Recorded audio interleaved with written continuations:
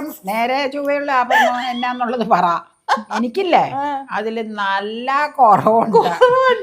അപകടഘട്ടങ്ങളിലും അത്യാവശ്യ ഘട്ടങ്ങളിലും നമുക്കത് ഉപകരിക്കും. എപ്പോഴും റേറ്റ് കുറച്ച് അങ്ങോട്ട് എടുക്കുള്ളൂ ഗോൾഡ് എടുക്കുമ്പോ. അല്ല, എന്റെ അനുഭവം ഇപ്പൊ അങ്ങനെയല്ലേ. കാരണം മറ്റതൊക്കെ ഒരു മുതലായിട്ട് സൂക്ഷിക്കുക. വില കൂടിയ ഡ്രസ്സ് ഇടുന്നതിനോ ഇട്ട് കഴിഞ്ഞാൽ ഇത്ര യോജിപ്പ് കുറവൊന്നും എനിക്ക് അത്ര വലിയ താല്പര്യമൊന്നുമില്ല. സിംപ്ലിസിറ്റി ഒക്കെ ഇഷ്ടം. ആവശ്യത്തിന് അണിഞ്ഞി ഒരുങ്ങി തന്നെ നടക്കണം. നമ്മുടെ വാഹനത്തെ ഒബ്സർവ് ചെയ്യുന്നുണ്ടാവും. അയ്യോ പിന്നെ മരിച്ചാ മതി. അല്ല, അത്രയും രൂപയെ. ഓണത്തിന് അണിഞ്ഞൊരുങ്ങാൻ ഞാനും ഇക്കുറി കുറച്ച് ആഭരണങ്ങളൊക്കെ വാങ്ങി. അതും ട്രഡീഷണൽ ആഭരണങ്ങൾ. ആഭരണമെന്ന് വെച്ച് കഴിഞ്ഞാൽ ആദ്യം നേരെ ചൊവ്വയുള്ള ആഭരണം എന്നാന്നുള്ളത് പറ. Imitation jewellery. അമ്മയ്ക്ക് അതിലൊരു ചെറിയൊരു കുറവുണ്ട് അല്ലേ? പക്ഷെ എനിക്കൊരു കുറവില്ല കേട്ടോ. എനിക്കില്ലേ അതില് നല്ല കുറവുണ്ട്. പക്ഷെ ഒരു കാര്യം ഞാൻ പറഞ്ഞേക്കാം, ഇപ്പൊ ഞാനും താല്പര്യം ഇല്ലെങ്കിലും അതിലേക്ക് അങ്ങ് ആയിക്കൊണ്ടിരിക്കുക. കാരണം മറ്റതൊക്കെ ഒരു മുതലായിട്ട് സൂക്ഷിക്കുക. നമുക്ക് എപ്പോഴും വർത്താത് നമുക്ക് ആവശ്യ ഘട്ടത്തില്. ഇപ്പൊ പുതിയൊരു റൂള് വന്നത് ഒരു വീഡിയോക്കാർ ചെയ്തിട്ടുണ്ട് കേട്ടോ. അത് ഞാൻ പറയാം. ഒരു വീഡിയോക്കാർ ചെയ്തിട്ടുണ്ട്, അത് ഞാനും അങ്ങ് പറയണമെന്നേ ഉള്ളൂ, ഇതിൽ ആഡ് ചെയ്യണമെന്നേ ഉള്ളൂ. അതായത് കഴിഞ്ഞ ആഴ്ചത്തെ ന്യൂസ് പേപ്പറിൽ ഹൈക്കോടതി വിധി വന്നു. പെൺകുട്ടികൾക്ക് നമ്മൾ കൊടുക്കുന്ന ഗോൾഡ് വിവാഹം കഴിക്കുമ്പോൾ അവർക്ക് കൊടുത്തയക്കുന്ന ഗോൾഡ് അവരുടെ സ്വന്തം മാത്രം സ്വത്താണ്, അസറ്റാണെന്നും പറഞ്ഞത് വളരെ നല്ലതാ. കാരണം അപകടഘട്ടങ്ങളിലും അത്യാവശ്യ ഘട്ടങ്ങളിലും നമുക്കത് ഉപകരിക്കും. എന്നോട് മമ്മി പറഞ്ഞിട്ടുണ്ട്, മമ്മിയോട് നമ്മുടെ ഫാമിലിയിൽ ഒരു കൊച്ചമ്മ പണ്ട് എപ്പോഴും പറയുമായിരുന്നെന്ന്. അപ്പൊ പറഞ്ഞില്ലേ ചക്കവട്ടണ കൊച്ചമ്മയുടെ ഒരു കാര്യം പറഞ്ഞില്ല, ആ കൊച്ചമ്മ പറയുമായിരുന്നെന്ന്. മെറുക്കുട്ടി, എപ്പോഴും നമുക്ക് നമ്മുടെ കയ്യില് ഈ ഗോൾഡ് ഉണ്ടെങ്കിൽ നമുക്ക് നല്ല ബലാണ്. അത് വളരെ കറക്റ്റ്. അത് പഴയ ആൾക്കാർ പറഞ്ഞു. അതുപോലെ ഇവിടെ അമ്മച്ചിക്കും ഒക്കെ നല്ല ബലല്ലോ. എനിക്കൊരു അഭിപ്രായം കൂടെ ഉള്ളത്, ആഭരണമായിട്ട് മേടിക്കുന്നതിന് പകരം ഗോൾഡ് കോയിൻ ഒക്കെ ആയിട്ട് മേടിക്കുന്നത് അതൊരു ഇൻവെസ്റ്റ്മെന്റ് ആയിട്ടിരിക്കില്ല. അത് കോയിൻ ആവുമ്പോ നമുക്ക് റീസെയിൽ വാല്യൂവിന് വ്യത്യാസമില്ല. അതായത് ആഭരണം ആവുമ്പോ നമ്മൾ അതിന്റെ ഭീമമായ മേക്കിംഗ് ചാർജ് കൊടുത്താണ് മേടിക്കുന്നത്. തിരിച്ചു കൊടുക്കുമ്പോ ആ വില ഇല്ല. ആ മേക്കിംഗ് ചാർജ് നമുക്ക് നഷ്ടപ്പെടുവാണ് അവിടെ. മേക്കിംഗ് ചാർജ് മാത്രമല്ല, എപ്പോഴും റേറ്റ് കുറച്ച് അങ്ങോട്ട് എടുക്കുള്ളൂ ഗോൾഡ് എടുക്കുമ്പോ. കോയിൻ ആകുമ്പോ റേറ്റ് കുറയ്ക്കൂല. അതുപോലെ ഞാൻ കണ്ടിട്ടുള്ള ഈ കല്ല് വെച്ചിട്ടുള്ള ലോക്കറ്റുകളൊക്കെ വിൽക്കുമ്പോ ആ കല്ല് അതേപടി പറിച്ചു മാറ്റുക. അതെന്നാന്ന് വല്യപ്പച്ചൻ, എൻ്റെ അപ്പച്ചൻ എപ്പോഴും എനിക്ക് അങ്ങനെ കല്യാണത്തിന്റെ ആ സമയത്ത് കല്ല് വെച്ചതും മുത്തു വെച്ചതൊക്കെ എനിക്ക് ഭയങ്കര ഇഷ്ടമാണ്. അപ്പൊ അപ്പച്ചൻ അന്നേരം പറഞ്ഞു, ഇങ്ങനെ ഒരെണ്ണം അന്നത്തെ കാലത്ത് ഇപ്പോഴും ഉണ്ടാ ബാങ്കിൽ ഇരിക്കണോണ്ട് കാണിക്കാൻ നിവൃത്തിയില്ല, ലോക്കറിൽ ഇരിക്കുക.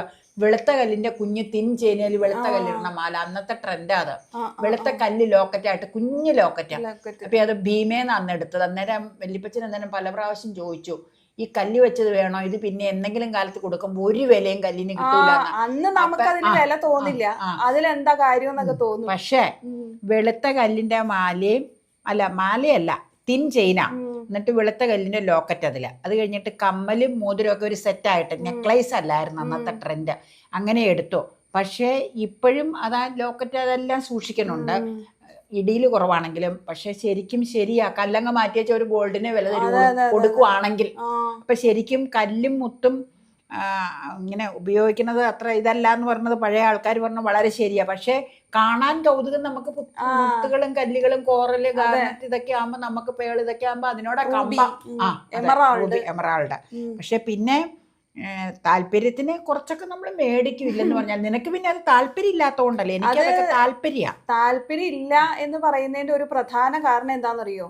ഈ നമുക്ക് ഇഷ്ടമുള്ളതൊക്കെ ഇപ്പൊ പാറ്റേൺസ് നമ്മൾ മേടിക്കുക. ഇപ്പൊ അടിലും പതക്കവും നമ്മൾ മേടിക്കുക, പാലക്ക മേടിക്കുക, മാംഗോ മേടിക്കുക, നാഗപടം നെക്ലേസുകള്, ലോക്കറ്റുകള്, ഇതൊക്കെ നമുക്ക് ഇഷ്ടമാണെങ്കിൽ മാറി മാറി ഇടാൻ നമ്മൾ ഇതൊക്കെ മേടിക്കുമെന്ന് വെക്കുക. അതൊക്കെ നമുക്ക് വീട്ടിൽ വെക്കാൻ പറ്റുമോ? അല്ല, എന്റെ അനുഭവം അങ്ങനെയല്ലേ. അതൊന്നും നമുക്ക് വീട്ടിൽ വെക്കാൻ പറ്റൂല. പിന്നെ ആവശ്യങ്ങൾ വരുമ്പോ അതനുസരിച്ച് നമ്മൾ പ്ലാൻ ചെയ്ത് നമ്മൾ അതിനു വേണ്ടി ബാങ്കിൽ പോയി ഇത് മുഴുവൻ എടുക്കാൻ പോകണം. അപ്പൊ എന്നെ സംബന്ധിച്ച് ഒരുപാട് വർക്കുകൾ ചെയ്യുന്ന ഒരാളായതുകൊണ്ട് എല്ലാം കൂടി പ്ലാൻ ചെയ്ത് വരുമ്പോ ഇങ്ങനെയുള്ള കാര്യത്തിന് പിന്നെ പോയി എടുക്കണം, അത് പ്രയോറിറ്റി ഞാൻ കുറച്ചേ വെക്കുള്ളൂ, ലെസ് പ്രയോറിറ്റി വെക്കുള്ളൂ. കാരണം അതിന് ചിലപ്പോൾ ടൈം കിട്ടിയെന്ന് വരില്ല, അങ്ങനെ ആവശ്യാനുസരണം പോയി എടുക്കുക എന്നൊക്കെ പറയുമ്പോഴേക്കും. കാരണം എനിക്ക് വേറെ ഒരുപാട് വർക്കുകളിൽ ഇൻവോൾവ് ആയിട്ടുള്ള ഒരാളാണ്. അപ്പൊ അതിനു വേണ്ടി ഒരു ടൈം ചിലപ്പോൾ എനിക്ക് ഉണ്ടാവണം എന്നില്ല. അപ്പൊ അങ്ങനെ വരുമ്പോ എനിക്ക് ഇഷ്ടമുള്ള എല്ലാ ആഭരണങ്ങളും ഇതുപോലെ ഒരു പെട്ടിക്കകത്ത് ഉണ്ടെന്നുണ്ടെങ്കിൽ അതല്ലേ എനിക്ക് ഏറ്റവും വലിയ സൗകര്യം. അതെ, തലേ ദിവസം തന്നെ നമ്മൾ ഇടുന്ന ഡ്രസ്സ്, അതിന് പറ്റിയ ആഭരണങ്ങൾ ഏതാന്ന് വെച്ച് കഴിഞ്ഞാല് അത് പെട്ടി തുറന്ന് സെലക്ട് ചെയ്ത് എല്ലാം അതിന് മാച്ച് ചെയ്ത് വെക്കാം. അതല്ലേ ഏറ്റവും ഉപകാരപ്രദമായിട്ടുള്ള ഒരു കാര്യം. അതാണ് എന്നെ സംബന്ധിച്ച് ഒന്നാമത്തെ കാര്യം. അല്ല, ഒന്നാമത്തെ കാര്യം വേറെന്താണ്, ഗോൾഡ് ആസ് ആൻ ഇൻവെസ്റ്റ്മെന്റ് എനിക്ക് വളരെ താല്പര്യമാണ്. പക്ഷെ ആസ് ആൻ ഓർണമെന്റ് എനിക്ക് അധികം താല്പര്യമില്ല, ബിക്കോസ് ഓഫ് മേക്കിംഗ് ചാർജ്. അത് വിറ്റ് കഴിഞ്ഞാൽ നമുക്ക് ആ മേക്കിംഗ് ചാർജ് കിട്ടില്ല. കല്ലുകളും കല്ലുകൾക്കും വേസ്റ്റ് ആണ്, ശരിക്കും വിലയില്ല. പക്ഷെ അതാണ് ഒന്നാമത്തെ കാര്യം, എനിക്ക് താല്പര്യക്കുറവ് വന്നതിന്റെ ഒന്നാമത്തെ കാര്യം. രണ്ടാമത്തെ കാര്യം ഇതാണ്. മൂന്നാമത്തെ കാര്യം പിന്നെ ആഭരണങ്ങളോട് വലിയ താല്പര്യം എനിക്ക് അങ്ങനെ ഇല്ല. എനിക്ക് ഈ ഗോൾഡൊക്കെ ഇട്ട് നടക്കണ ഒരു ഹെവി ആയിട്ട്, എനിക്ക് എന്നെ തന്നെ ഹെവി ആയിട്ട് ഫീൽ ചെയ്യും ആഭരണങ്ങളൊക്കെ ഇട്ട് നടക്കുമ്പോഴേ. ഒരു വലിയ 5 പവന്റെ മാലയൊക്കെ ഇടാൻ പറഞ്ഞു കഴിഞ്ഞാൽ എനിക്ക് അത് ഒട്ടും പറ്റില്ല, എനിക്കത് താങ്ങി നടക്കാൻ വയ്യ. അതാണ് മൂന്നാമത്തെ കാരണം. ഞാൻ വളരെ സിമ്പിളായി നടക്കുന്ന ആളാണ്. അതുകൊണ്ടായിരിക്കും ചെറുപ്പം തൊട്ടേ സിമ്പിളായ ലൈഫ് സ്റ്റൈല് ശീലിച്ച് ഇപ്പോഴും സിമ്പിളായ ലൈഫ് സ്റ്റൈല് ഫോളോ ചെയ്യുന്നുണ്ട്. ഒരു 2 പവന്റെ മാല ഇടാൻ പറഞ്ഞാൽ തന്നെ എനിക്കത് ഭയങ്കര ഹെവി ആയിട്ട് ഫീൽ ചെയ്യും. ഞാൻ എന്തോ വലിയ സാധനം ചുമന്ന് നടക്കുന്ന ഒരു ഫീലിംഗ് എനിക്ക് തോന്നും. അത് വില കൂടിയ ഒരു ഡ്രസ്സ് പോലും എനിക്ക് അങ്ങനെ ഇടുമ്പോ അങ്ങനെ തോന്നും, എന്തോ ഒരു വലിയ സാധനം ഞാൻ ചുമന്ന് നടക്കുന്ന പോലെ തോന്നും. അതെനിക്ക് താല്പര്യമില്ല. അതാണ് മൂന്നാമത്തെ കാരണം. ഇപ്പൊ കാരണങ്ങളൊക്കെ പിടിയിട്ടില്ലേ. അമ്മയ്ക്ക് ഇതിനോടൊന്നും വലിയ യോജിപ്പില്ല. ഡ്രസ് ഇടുന്നതിനോ ഇട്ട് കഴിഞ്ഞാൽ ഇത്ര യോജിപ്പ് കുറവൊന്നും എനിക്ക് അത്ര വലിയ താല്പര്യമൊന്നുമില്ല. നല്ല ചടങ്ങുകൾക്ക് പോകുമ്പോ നല്ല ഡ്രസ്സ് തന്നെ ഇടണം. അതൊക്കെ എനിക്ക് അപ്പയുടെ ഇൻട്രസ്റ്റ് ആണെന്ന് തോന്നുന്നു. അപ്പ സിമ്പിൾ മാനാ. എനിക്ക് എല്ലാം അങ്ങനെ സിമ്പിൾ ഒന്നും ഇഷ്ടമല്ല. സിംപ്ലിസിറ്റി ഒക്കെ ഇഷ്ടം. ആവശ്യത്തിന് അണിഞ്ഞു ഒരുങ്ങി തന്നെ നടക്കണം കേട്ടോ. അപ്പൊ എന്റെ അഭിപ്രായത്തോടാണോ അമ്മയുടെ അഭിപ്രായത്തോടാണോ പ്രേക്ഷകർക്ക് യോജിപ്പെന്ന് കമന്റ് ചെയ്യട്ടോ. പിന്നെ ഞാനിപ്പോ ഗോൾഡ് ധരിക്കുന്നതിനോട് വളരെ കുറച്ച് മിതമായതിലേക്ക് മാറിയെന്ന് ഞാൻ പറഞ്ഞല്ലോ. കാരണം കാലഘട്ടം മാറി. ഇപ്പൊ ഹസ്ബൻഡ് നമ്മളെല്ലാവരും കൂടി പോവുകയാണെങ്കിലും ഗോൾഡ് അധികം ഇട്ടുകൊണ്ട് പോവാത്ത നല്ലത്. നമ്മളെവിടെയും കാറിലാണെങ്കിലും നമ്മൾ പോയി എവിടെയെങ്കിലും ഒക്കെ പോകുന്നു, കടകളിൽ കയറുന്നു, ഹോട്ടലിൽ കയറുന്നു, ഇതൊക്കെ കഴിഞ്ഞ് പലരും നമ്മളെ ഒബ്സർവ് ചെയ്യുന്നുണ്ടാവും. നമ്മൾ അറിയണ്ടില്ല, നമ്മുടെ വാഹനത്തെ ഒബ്സർവ് ചെയ്യുന്നുണ്ടാവും.